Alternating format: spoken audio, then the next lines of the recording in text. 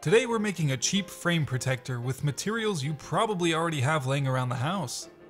Oh, if only you had been more proactive, you big stupid face. Then you wouldn't have this dent in your bike. What was that?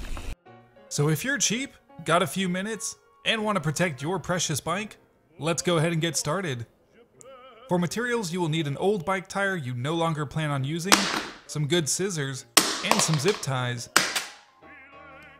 Now, if you don't have an old tire, I would not recommend buying one just for this project, but chances are you've replaced tires in the past and have some old ones laying around.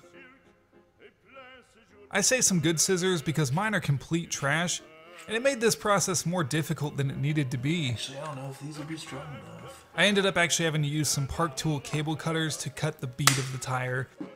For the zip ties, I recommend getting at least the 12-inch ones, because I originally did this with some shorter ones, had to double them up, and it looked awful.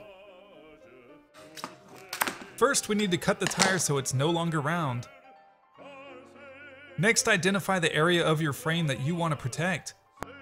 I chose to do the down tube on 2 bikes, as well as the chainstay on my hardtail. Now measure how much tire you actually need and cut that piece off.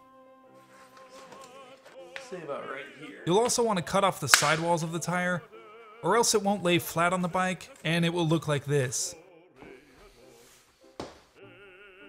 Feel free to get creative with the cutouts if you have externally routed cables or anything else you don't want to be covered.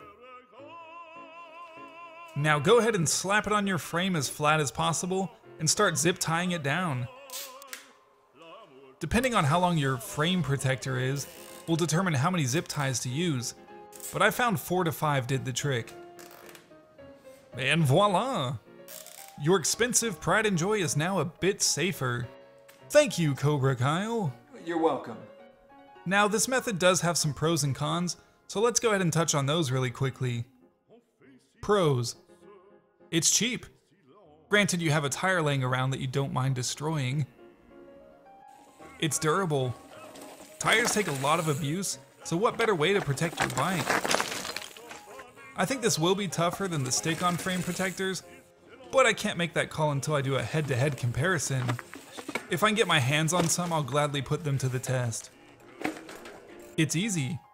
This took me less than 10 minutes to do, and one tire was able to cover 2 bikes with some tire to spare. You could easily cover the majority of your bike.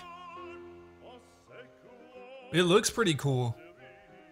That's just my opinion. I think it looks pretty tough and manly, like someone you may know. Cons. It looks awful. You may be on this side of the argument, and to you I say, this isn't the frame protection for you. It's heavy.